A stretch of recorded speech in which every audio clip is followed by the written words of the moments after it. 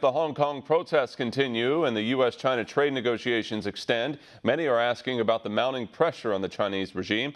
One America's Jack Posobiec spoke with national security expert Tony Shaffer. Very excited to welcome back here to One America News Lieutenant Colonel Tony Shaffer, the president of the London Center for Policy Research. Tony, thank you so much for being on. Jack, it's always fun to be on with you. Thanks for having me again. Let's talk a little bit about Hong Kong. Yeah. Give me your analysis of the situation there. Well, look, I think Hong Kong has become but one of a number of, I would argue, it's still an external stressor by the fact that it's international issues involved regarding the whole spectrum of Hong Kong.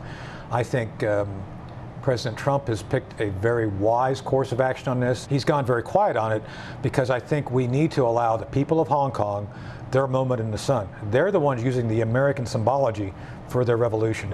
This is going to be something that adds stress to the central government of China. There are at least three other stressors which I think are going to have an effect on their stability. Divestment. A lot of money is leaving China.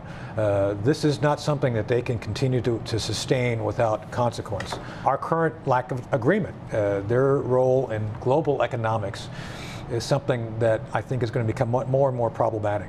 Other nations are more than happy to step into their manufacturing realm.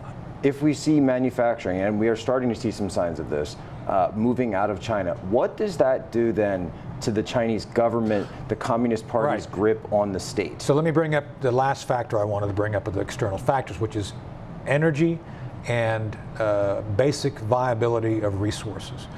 China is far more vulnerable than I think people acknowledge to fossil fuel. Their economy depends heavily on, dare I say, nations like Iran and others who are willing to allow a continuous stream of resources to help maintain the momentum of the Chinese economy. Now, China is Iran's #1 customer. So if you ever see a disruption in that supply, we're talking about a very quick, and I would almost argue near catastrophic effect on the ability of Beijing to maintain control. Because if you have all these other stressors all at once happening, the ability to maintain the iron fist they have of social, of political, and economic controls they have, I think would fray very quickly. The other thing that I think people tend to forget is that internally there have factors as well. But one of the biggest internal factors is water.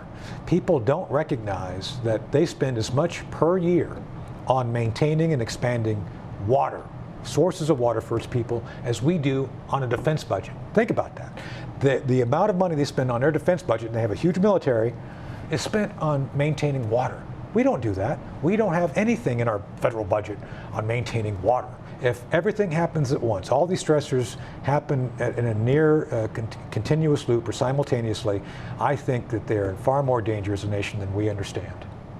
Amazing. Now tell me a little bit more about what's going on at the London Center these days. Oh, well, I've been the president now for a few months. We are now, thank you.